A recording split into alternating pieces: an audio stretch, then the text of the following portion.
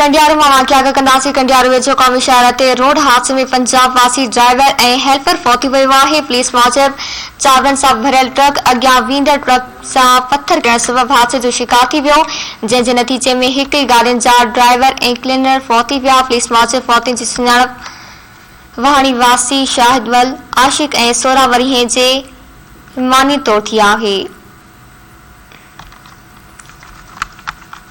हादसे बाबति वाक़िया आगाह कई पिया। कंडियारू वेझो क़ौमी शहर ते रोड हादसे में पंजाब वासी ड्राइवर ऐं हेल्पर फौत थी विया आहिनि। पुलिस मूजिब चावरनि सां भरियल ट्रक अॻियां वेंदड़ ट्रालर मां पत्थर किरण सबबि हादसे जो शिकार थी वियो, जंहिं जे नतीजे में हिक ई गाॾीअ जा ड्राइवर ऐं क्लीनर फौत थी विया।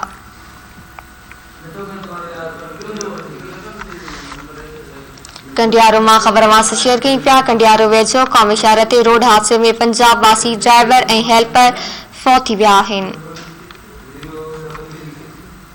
कंडियारू मां ख़बर वास शेयर कई पिया। कंडियारू वेझो क़ौमी शहर ते रोड हादसे में पंजाब वासी ड्राइवर ऐं हेल्पर फौत थी विया आहिनि।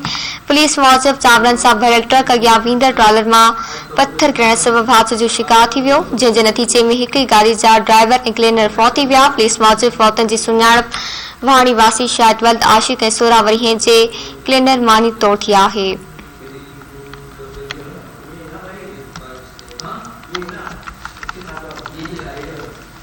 हादसे बाबति वाक़िया आगाह कई पिया। कंडियारू वेझो क़ौमी शहर ते रोड हादसे में पंजाब वासी ड्राइवर ऐं हेल्पर फौत थी विया आहिनि।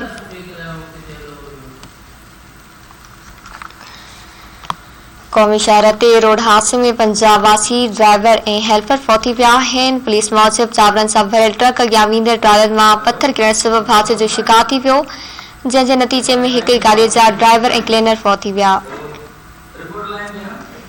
तफ़सील मां कंदासीं। कंडियारू मां धरती टीवी जे रिपोर्टर अब्दुल रज़ाक घांगरो खां। जी अब्दुल रज़ाक, अपडेट कजो।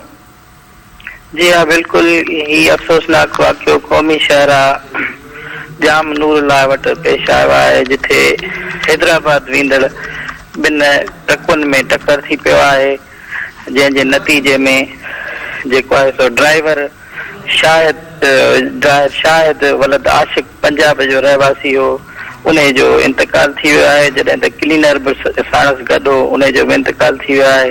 जॾहिं त फौतनि जा लाश पुलिस जे मदद सां तालका अस्पताल कंडियारू आंदा विया, जिते ज़रूरी कार्रवाईअ लाइ जेके आहिनि से उते मौजूद आहिनि। जी महिरबानी अब्दुल रज़ाक तफ़सील ॾियण जे लाइ।